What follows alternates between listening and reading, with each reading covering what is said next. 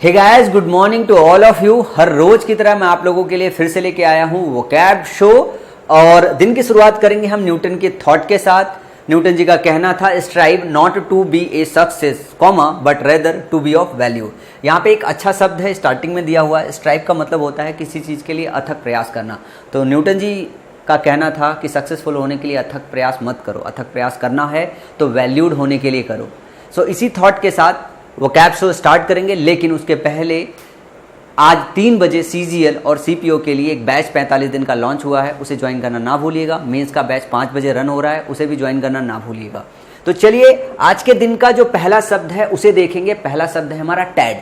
टैड जो शब्द है इसका मतलब है बहुत छोटा सा, बहुत कम, बहुत जरा सा। ये आपका एक नाउन है। और अगर मैं डिफिकल्टी लेवल की बात करूं तो 10 आउट ऑफ 10 बोलूंगा, 9 आउट ऑफ 10 बोलूंगा। ये 10 आउट ऑफ 10 डिफिकल्टी लेवल या 9 आउट ऑफ 10 कैसे डिफाइन करता हूं मैं आपको बता दूं कि अगर कोई शब्द ऐसा है जो अक्सर करके इस्तेमाल नहीं होता है या कभी कभी इस्तेमाल होता है या नहीं होता है, उस बेसिस पे ये रखा जाता है। तो टैड शब्द बहुत कम इस्तेमाल होता है, इसका मतलब होता है छोटा। इसके जो सिनोनिम्स है उसमें से एक पहला ही शब्द है जिसके प्रोनाउंसिएशन में हम हिंदी भाषी बच्चे बहुत फंसते हैं। सो यहाँ पे देखना ये बी साइलेंट है। सट SUT सट पढ़ सकते हो, फिर लेटी सट लेटी। क्या सट लेटी पढ़ोगे, ध्यान रखिएगा, आप याद रखेंगे। और इसमें दूसरे वाले में डी साइलेंट है, स्मिजेन पढ़ोगे। क्या पढ़ोगे? स्मिजेन पढ़ोगे। इसके बाद अगला शब्द है क्रब, लिटिल बिट, स्मॉल अमाउंट। ये सारे के सारे जो शब्द है ये थोड़े से रिलेटेड है। किससे रिलेटेड है? थोड़े से या स्मॉल अमाउंट से रिलेटेड है। तो आपको याद रखना है। कैसे याद रखोगे कि या तो हम टड बोले, या तो सटलेटली बोले, या स्मिजन बोले, या क्रम्ब बोले, या लिटिल बिट बोले, या स्मॉल अमाउंट बोले, मतलब एक ही है। हम थोड़े अमाउंट को रिप्रेजेंट करना चाहते हैं इन शब्दों के साथ। अगर एंटोनिम की बात करें तो मैक्सिस बोले, लॉट बोले, अबंडेंस बोले, होल बोले। तो ये सब ज्यादा चीजों के लिए इस्तेमाल किए जाते हैं, ये सब कम चीजों के लिए इस्तेमाल किए जाते हैं। सारे के सारे शब्द थोड़ा, कम, इन सब सेंस में इस्तेमाल किए जाते हैं।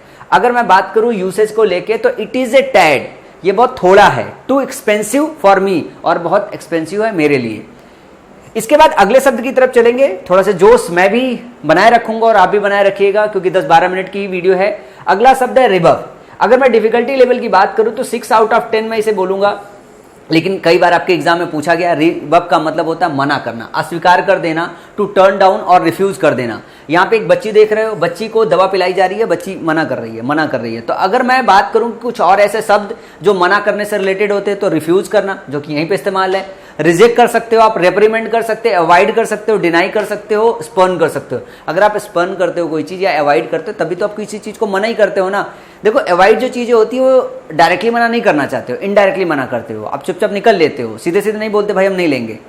तो जो रेप्रीमेंड है, जो रिजेक्ट है, जो अवॉइड है, जो डिनाई, जो स्पर्न है, ये सब मना करने से रिलेटेड शब्द हैं। और अगर मैं बात करूं इनके एंटोनिम की तो आप अप्रूव कर रहे हो, इंक्लूजन कर रहे हो, वेलकम कर रहे हो, प्रेज कर रहे हो। ये सारे के सारे जो है एक्सेप्ट करने के जो है टर्म है, ये रिजेक्ट करने की, एक्सेप्ट करने के टर्म्स हैं। इसके बाद अगर यूसेज की बात करूं, he received a humiliating rebuff from his manager. उसने रिसीव किया है एक अस्वीकार। क्या? एक अस्वीकार। मैं आपको बता दूं जो रिफर्ब है वर्ब के साथ साथ नाउन की तरह भी इस्तेमाल होता है, सेम सेंस में इस्तेमाल होता है। उसने रिसीव किया एक रिबफ अपने मैनेजर की तरफ से, लेकिन वो रिबफ कैसा था? ह्यूमिलिएटिंग था। मतलब मैनेजर साहब ने उसे मना किया, लेकिन जो मना किया वो किस तरीके से किया? एक तो नॉर्मल मना होता है और एक होता है ह्यूमिलिएट करके। तो यहां पे उसके मैनेजर ने उसे ह्यूमिलिएट करते हुए मना किया। तो यहाँ पे जो रिबफ का इस्तेमाल है ये वर्ब की तरह नहीं है, नाउन की तरह है। और सेंटेंस में इस तरीके की यूसेज को आपको समझना पड़ेगा। ध्यान रखिएगा, रिबफ का दोनों तरीके से आप इस्तेमाल करते हो, नाउन की तरह और वर्ब की तरह, दोनों सेम सेंस में इस्तेमाल होते हैं। इसके बाद अगला शब्द देखेंगे, अनलेस करना। ये बहुत, अगर मैं डिफिकल्टी लेवल की बात करूँ तो 4-5 आउट ऑफ 10 है, लेकिन बहुत सारे बच्चे नहीं जानते होंगे, इस वजह से मैंने ले लिया। और आपके एग्जाम में बहुत पूछा जाता है, बहुत जगह इस्तेमाल होता है। इसका मतलब क्या होता है कि कोई चीज़ अगर वीडियो में जकड़ी हुई है तो वीडियो से हटाना, छुटकारा देना, खोलना। तो to set free from a restraint. अगर कोई चीज़ बंधन में है, बंधन से अगर मुक्त कर रहे हो तो उसको अनलेस कर रहे हो। वीडियो को अक्सर करके अनलेस करने के लिए इस्तेमाल होता है। अक्सर करके आपने अगर हॉलीवुड मूवीज़ देखी होगी या टीवी सीरीज देखी होगी तो उसमें होता क्या है, जो डिटेक्टिव होते हैं वो बोलते हैं क्रिमिनल को अनलेस कर दो, अपने जो है सबऑर्डिनेट्स को बोलते हैं कि उसको अनलेस कर दो। तो उसकी बेड़ियां छोड़ने के लिए बोलते हैं। तो रिलीज करना, वेंट करना, एक्सप्रेस करना, टेक आउट करना, ये सारे छोड़ने से रिलेटेड शब्द हैं। तो बांधने से रिलेटेड कौन शब्द हो सकते हैं? आप कंट्रोल कर रहे हो, हैंडल कर रहे हो, मैनेजर कर रहे हो, होल्ड कर रहे हो, रिस्ट्रेन कर रहे हो। और ये शब्द किस तरीके से इस्तेमाल हो रहा है? वर्ब की तरह इस्तेमाल हो रहा है। The government's proposal unleashed a storm of protest in the press. देखो गवर्नमेंट का एक प्रपोजल है, उसने क्या किया, अनलेस कर दिया। किस चीज को अनलेस किया, स्टॉर्म को अनलेस कर लिया। ये स्टॉर्म कहां पे था, ये प्रेस के अंदर प्रोटेस्ट चल रहा था, लोग बंधे हुए थे प्रोटेस्ट करने को लेके, और गवर्नमेंट की तरफ से एक प्रपोजल आया, उसने क्या किया, उन बंधनों को थोड़ा सा अलग कर दिया, लोगों को सेटिस्फेक्शन मिल गया, तो वो बंधन धीरे धीरे छूट गया। तो अनलेस करना मतलब बंधन से मुक्ति करना, और यहाँ पे अनलेस इस्तेमाल है, वर्ब की तरह इस्तेमाल है। इसके बाद है फ्लेजलिंग, यहाँ पे डी साइलेंट है। फ्लेजलिंग शब्द है, इसका मतलब क्या होता है, एन इंडिविजुअल और ग्रुप दैट इज इनएक्सपीरियंस्ड और नॉट फुली मैच्योर, अनुभवहीन बोल सकते हो साधारण भाषा में। इस फिगर को देखिए ध्यान से, इस फिगर को ध्यान से जब भी हम देखते हैं तो उसमें जैसे ही ये फिगर है हमको ये लगता है कि ये भाई बंदा बिल्कुल अलग से मतलब यूनिक है, तो यहाँ पे यूनिक नहीं है, ये सारे के सारे लोग अनुभवी हैं और ये अनुभवहीन है। इमर्जिंग बोल सकते हो, नेस्लिंग बोल सकते हो, डाउनिंग बोल सकते हो। तो इमर्जिंग का मतलब जो अभी अभी इमर्ज हो रहा है। नेस्लिंग और डाउनिंग जो शब्द है ये आपको याद करना पड़ेगा। डाउनिंग, नेस्लिंग और फ्लेजलिंग, ये तीन ऐसे शब्द है जो ये बता रहा है कि कोई चीज कैसा है, कोई चीज अनुभवहीन है। कोई पर्सन हो सकता है, कोई ग्रुप हो सकता है, कोई इंडिविजुअल हो सकता है। अगर वो फ्लेजलिंग है, अगर वो नेस्लिंग है, अगर वो डाउनिंग है, कैसे याद रखोगे, अगर कोई चीज फ्लेजलिंग है, कोई बंदा फ्लेजलिंग है, नेस्लिंग है, डाउनिंग है, इसका मतलब है वो इमर्जिंग है। चारों शब्द एक साथ याद हो जाएंगे। अगर कोई बंदा या ग्रुप फ्लेजलिंग है, नेस्लिंग है, डाउनिंग है, इसका मतलब है वो इमर्जिंग है। मैं फिर से रिपीट करता हूं ताकि आपको याद हो जाए। फ्लेजलिंग है, नेस्लिंग है, डाउनिंग है, इसका मतलब है वो इमर्जिंग है। इसके एंटोनिम की बात करें तो डेवलप्ड हो गया, एडवांस्ड हो गया, कल्टिवेटेड हो गया। Zimbabwe is an example of the pressure placed on fledgling democracies in Africa. Zimbabwe क्या है, एक एग्जाम्पल है of the pressure placed on fledgling democracies. आपको ये ध्यान से देखना है, fledgling democracies in Africa. Africa में फ्लेजलिंग डेमोक्रेसीज के रूप में, वो अनुभवहीन डेमोक्रेसीज के रूप में क्या है, प्रेशर प्लेस करके ऊपर आ रहा है। तो यहां पे आपको इस शब्द पे खास करके ध्यान देना है। यहां पे इसका इस्तेमाल जो है एडजेक्टिव की तरह है, ना कि नाउन की तरह। इसके बाद देखिएगा अगला शब्द है रिक्विजिट, और इसका जो डिफिकल्टी लेवल है मैं इसको 6-7 आउट ऑफ 10 बोलता हूं, क्योंकि ये शब्द बहुत ज्यादा इस्तेमाल होता है लेकिन भूलता भी बहुत ज्यादा है। रिक्विजिट का मतलब होता है मैंडेटरी, कोई आवश्यक वस्तु, कोई अपेक्षित वस्तु की हम बात करते हैं। तो मैंडेटरी हो सकता है, इंडिस्पेंसिबल हो सकता है, ऑब्लिगेटरी हो सकता है, प्री रिक्विजिट हो सकता है। तो कोई चीज रिक्विजिट है, प्री रिक्विजिट है, एक ही बात है। कैसे याद रखोगे, कोई चीज रिक्विजिट है, प्री रिक्विजिट है, ऑब्लिगेटरी है, तो मैंडेटरी भी है, वो इंडिस्पेंसिबल है। मतलब जरूरी चीजों से रिलेटेड जो शब्द है वो ये है कि हाँ ये चीज आवश्यक है, ये आवश्यक से इसको छोड़ नहीं सकते। तो कोई चीज मैंडेटरी हो सकती है, इंडिस्पेंसिबल हो सकती है, ऑब्लिगेटरी हो सकती है, प्री रिक्विजिट हो सकती है, या रिक्विजिट हो सकती है।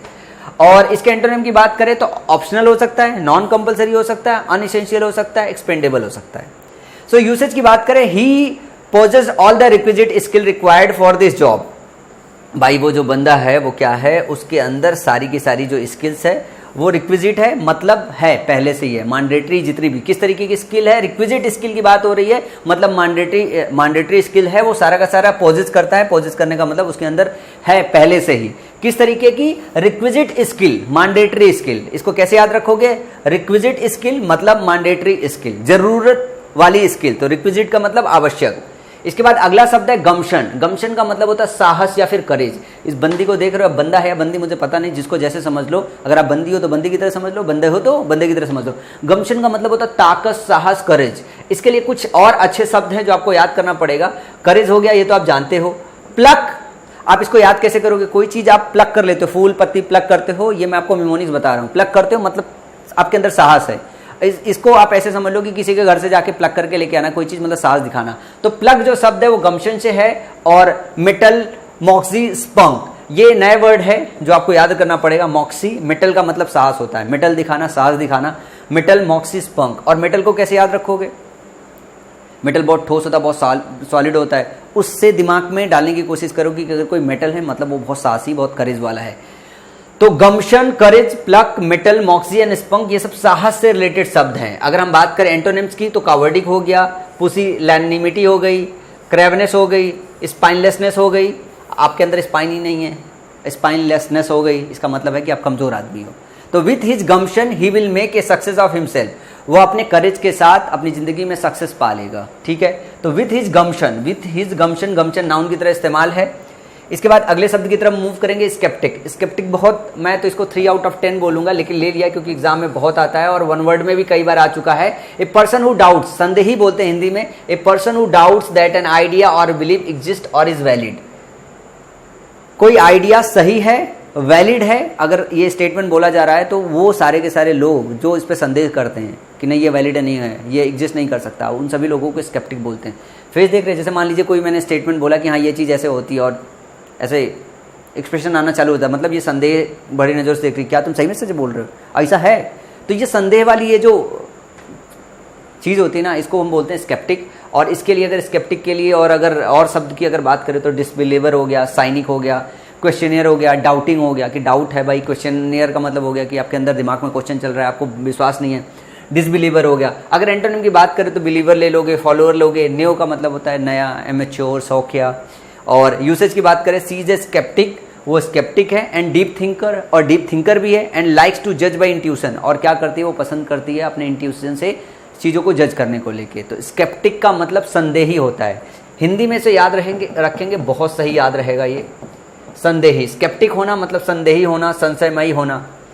और एस्यूज का मतलब होता है, एस्यूज का मतलब होता है एलिवेट करना, मिटिगेट करना, किसी चीज़ को कम करना या शांत करना, किसी चीज़ को पेन सफरिंग हो गई तो उसको कम करना या शांत करना, बेसिकली ये होता है एस्यूज। इसी के लिए आता है मिटिगेट भी, बहुत बार आपके एग्जाम में पूछा गया है। मिटिगेट का मतलब किसी चीज़ को कम करके बेहतर करना, एलिवेट करने का मतलब होता है किसी चीज़ को कम करना, रिलीव करना, पैलिएट करना। तो ये तीन शब्द आपको याद रखना पड़ेगा। किसी चीज़ को अगर आप किसी को आप अगर एस्यूज कर रहे हो तो उसको रिलीफ पहुंचा रहे हो, उसको एलिवेट कर रहे हो, उसको मिटिगेट कर रहे हो, उसको पैलिएट कर रहे हो। तो ये सारे के सारे शब्द किसी की पेन और सफरिंग को कम करने के लिए आता है या किसी चीज़ को कम करने के लिए आता है। तो इसके जो एंटोनिम होगा वो सारा का सारा क्या होगा कि आप बढ़ा रहे होगे, इन्फ्लेम कर रहे होगे, एग्रावेट कर रहे होगे, एग्जर्बेट कर रहे होगे, वर्सन कर रहे होगे। अब इसके बाद अगर मैं यूसेज की बात करूं तो government has tried to assuage the public sphere. जो गवर्नमेंट है वो क्या कर रही है, जो पब्लिक स्फीयर है उसको एस्यूएज करने की कोशिश कर रही है, उसको शांत करने की कोशिश कर रही है, उसको कम करने की कोशिश कर रही है। इसके बाद अगले शब्द की तरफ मूव करेंगे और अगला शब्द है हमारा मराउडिंग। मराउडिंग जो है ये एग्जेक्टिव है, इसका मतलब होता है लुटेरा। क्या? लुटेरा। लुटेरे के सेंस में आता है। अगर कोई टेररिस्ट है, अगर मैं बोलूँ ये टेररिस्ट अटैक करने के नज़रिए से नहीं आया है, लूटने के सेंस से भी आया है, तो हम इसको बोलते हैं मराउडिंग टेररिस्ट। क्या बोलते हैं? मराउडिंग टेररिस्ट। सो अगर मैं बात करूँ तो लूटिंग हो गया, प्राउलिंग हो गया, रेडिंग हो गया, फोर्जिंग हो गया। तो ये सारे के सारे शब्द कैसे हो गए? सारे के सारे शब्द जो है आपके लूट से हो गए, लूट से रिलेटेड शब्द हो गए। अगर मैं इसके अपोजिट की बात करूँ तो अपोजिट इसकी गार्डिंग हो गया, प्रोटेक्टिंग हो गया, साल्वेजिंग हो गया। अगर मैं इसके जो है यूसेज की बात करूँ, they were preparing commander to counter marauding terrorist attack. वो क्या कर रहे थे? वो प्रिपेयर कर रहे थे। दे वर प्रिपेयरिंग कमांडर, वो कमांडर प्रिपेयर कर रहे थे टू काउंटर, काउंटर करने के लिए। किससे काउंटर करना चाहते थे? मराउडिंग टेररिस्ट अटैक। किस तरीके का अटैक था? मराउडिंग टेररिस्ट अटैक। तो अटैक होने के साथ साथ लूट उसका मेन पर्पस था। तो ये जो मराउडिंग जो शब्द है ये लूट को रिप्रेजेंट कर रहा है। यहाँ पे एडजेक्टिव की तरह इस्तेमाल हुआ है। Moving from one location to another in order to commit crimes against society. Society के अगेंस्ट क्राइम करने को लेके, लूट करने को लेके। तो बेसिकली अलग अलग तरीके से लूट होती है। जरूरी नहीं हम यहाँ पे लूट की बात करें तो सिर्फ सोना चांदी या रुपया लूटने की कोशिश कर रहे हैं। मतलब ह्यूमन प्रॉपर्टी डैमेज कर रहे हैं, ह्यूमन डैमेज कर रहे हैं, तो ह्यूमन कैपिटल डैमेज कर रहे हैं, तो किसी तरीके का जो है डैमेज हो सकता है। तो जो टेररिस्ट अटैक था वो किस तरीके का था? मराउडिंग नेचर का था। इसके बाद अगले शब्द की बात करें, वेंडलाइज करना। वेंडलाइज एक ऐसा शब्द है जो डिफिकल्टी लेवल में, अगर मैं बोलूँ, अगर आप 1-2 साल से एसएससी की तैयारी कर रहे हो तो डिफिकल्टी लेवल में 3 आउट ऑफ 10 आता है। और ये वन वर्ड में कई बार आपके एग्जाम में आ चुका है, एसएससी सीजीएल के एग्जाम में। इसका मतलब होता है कि प्राइवेट या पब्लिक प्रॉपर्टी का नाश करना। प्राइवेट या पब्लिक प्रॉपर्टी का नाश करना। जैसे यहाँ पे दिख रहा है, बस दिखाई दे रहा है, किसी ने कांच मार के तोड़ दिया। तो इसका स्टेटमेंट याद रखिएगा, एक्शन इन्वॉल्विंग डिलिबरेट, जानबूझ के, डिस्ट्रक्शन ऑफ और डैमेज टू पब्लिक और प्राइवेट प्रॉपर्टी। तहस नहस करना पब्लिक या प्राइवेट प्रॉपर्टी को जानबूझ के। तो हम इसके अगर सिनोनिम्स की बात करें तो रावेज करना, रैक करना, रून करना, म्यूटिलिएट करना, सैबोटेज करना। ये सारे के सारे जो शब्द है डैमेज करने से रिलेटेड है, नुकसान पहुंचाने से रिलेटेड है। एंटोनिम की बात करें तो बिल्ड करना, कंस्ट्रक्ट करना, फिक्स करना, मेंड करना। सारे शब्द इसी है, सारे के सारे शब्द इजी हैं। यूसेज की बात करें, some young people get drunk and vandalize property. कुछ नए लोग थे जिन्होंने पी लिया और फिर प्रॉपर्टी का नाश कर दिया, वेंडलाइज कर दिया। प्रॉपर्टी क्या कर दिया? वेंडलाइज कर दिया। इसके बाद हमें जो है क्विज में मैच कराना है फ्लेजलिंग। फ्लेजलिंग की अभी अगर बात करें, फ्लेजलिंग की बात अगर करें तो हम यहाँ पे नेस्लिंग बोल सकते हैं, मैंने अभी आपको सिखाया है।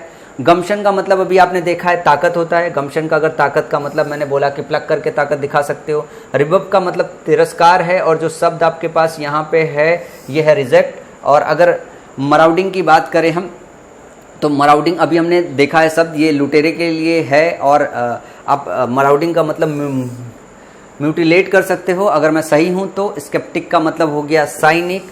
वेंडलाइज का मतलब जो होता है, वेंडलाइज का मतलब डिस्ट्रक्शन, म्यूटिलेट करना होता है। और ये गलत हो गया यार, एक्चुअली रॉन्ग हो गया। वेंडलाइज का मतलब होता है म्यूटिलेट करना और मराउडिंग का मतलब फोर्जिंग होता है। और एसयूएच का मतलब होता है एलिवेट करना। ये अब जाके आपका क्विज जो है करेक्ट हुआ है।